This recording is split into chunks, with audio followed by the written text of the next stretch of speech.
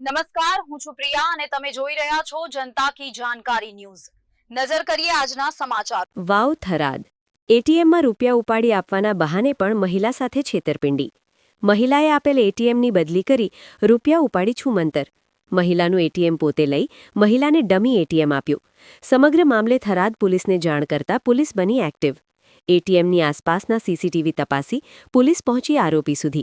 આરોપી પ્રવીણગીરી ગોસ્વામીને ઝડપી પાડતી થરાદ પોલીસ। આરોપીએ મહિલાનું એટીએમ બદલી 25,000ની રકમ ઉપાડી હતી। રિપોર્ટ ભરત ઠક્કર, ડીસા, બનાસકાંઠા।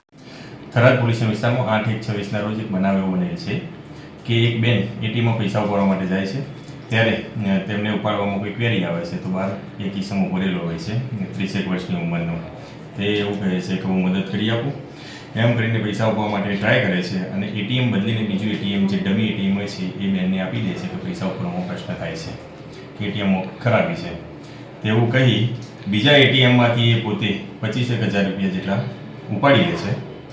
તો આ બાબતે મહેરબાન પોલીસ અધિક્ષક સાહેબ શ્રી વાવ થરાદને જાણ કરવામાં આવે છે તો સાહેબ શ્રીએ એક ટીમ સ્પેશિયલ નિયુક્ત કરવા માટેની સૂચના આપેલી, જે અનુસંધાને ડિસ્ટર્બના માણસોની એક ટીમ બનાવવામાં આવે છે અને આજ રોજ સદરનું જે આરોપી છે એની ઓળખ કરી ગૌસ્વામી પ્રવીણગીરી ભૂરપુરી રહેલ લડકા નાઓને પકડવામાં આવે છે અને તેની પાસેથી મુદ્દામાલ અને એટીએમ રિકવર કરવાની પ્રોસિજર ચાલુમાં છે।